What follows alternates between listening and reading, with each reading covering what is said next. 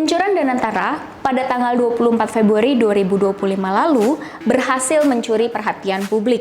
Badan yang digadang-gadang akan menjadi mesin baru untuk menggerakkan ekonomi Indonesia menuju 8% diharapkan memberi dampak yang sangat signifikan bagi pertumbuhan ekonomi nasional.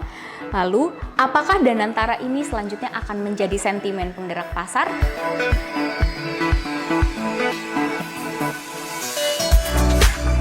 Pak Rudi, bagaimana terkait dengan Danantara nih Pak? Bagaimana skema investasinya Pak?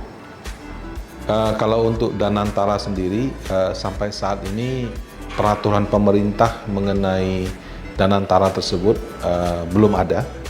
Kemudian sepertinya juga belum ada website resmi yang memberikan gambaran jelas mengenai cara kerja Danantara ini. Memang sudah ada beberapa kali kegiatan sosialisasi yang dilakukan oleh beberapa direktur atau wakil direktur daripada Danantara, tapi sepertinya masyarakat atau paling tidak pelaku pasar modal belum mendapatkan gambaran yang terlalu jelas. Apakah mereka akan investasi ke sektor real, apakah mereka akan investasi ke pasar modal, apakah investasinya secara joint venture atau bagaimana.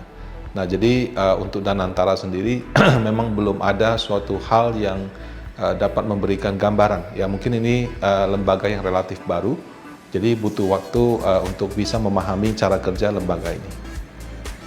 Namun ke depannya Pak, apakah Danantara sendiri ini bisa menjadi sentimen positif untuk pasar modal Indonesia Pak? Kalau dilihat secara sentimen itu kan ada dua hal. Kalau misalkan dia beli saham di pasar modal dengan uang yang sangat banyak ya, karena pemerintah kan menganggarkan 1 tahun 20 billion US dollar disisihkan, kemudian akan diberikan kepada Danantara untuk modal investasi. Itu jauh lebih besar daripada dividen yang mungkin cuma 70-80 triliun. Nah, 20 billion itu setara dengan 320 triliun dengan kurs 16.000.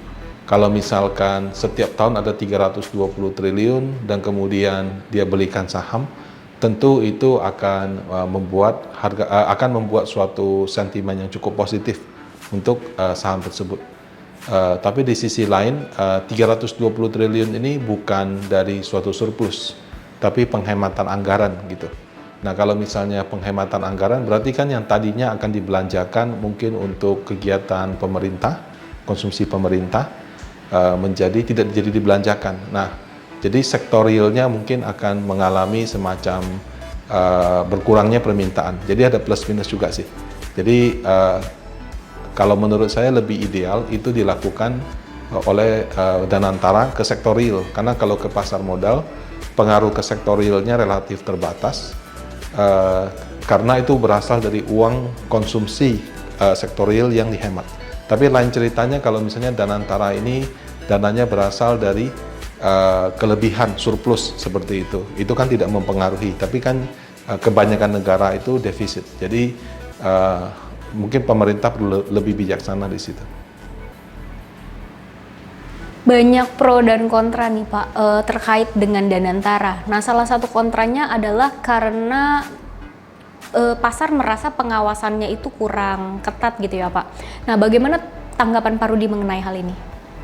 Ya, kalau kita bicara pengawasan, toh perusahaan-perusahaan milik negara yang bermasalah juga sudah diawasi semuanya dan juga tetap bermasalah gitu kan. Jadi pada akhirnya bukan di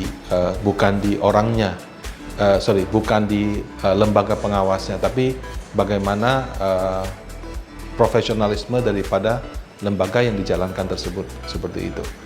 Nah, kalau kita berbicara dari sisi pengelolanya, saya yakin yang sekarang ditunjuk itu merupakan yang ahli di bidangnya. Ya, semoga saja pelaksananya bisa lebih baik. Tapi kalau dikatakan karena tidak diawasi oleh BPK, KPK, belum tentu juga gitu. Karena yang diawasi juga sama saja bermasalah. Jadi kalau memang orang ibaratnya sudah niatnya tidak baik, itu bisa terjadi di mana aja. Dan kemudian sebagai perusahaan publik itu kan juga diaudit. Jadi ada audit dan auditnya kalau misalnya dipublikasikan, maka kita bisa mendapatkan informasi mengenai bagaimana pelaksanaan investasi di perusahaan tersebut.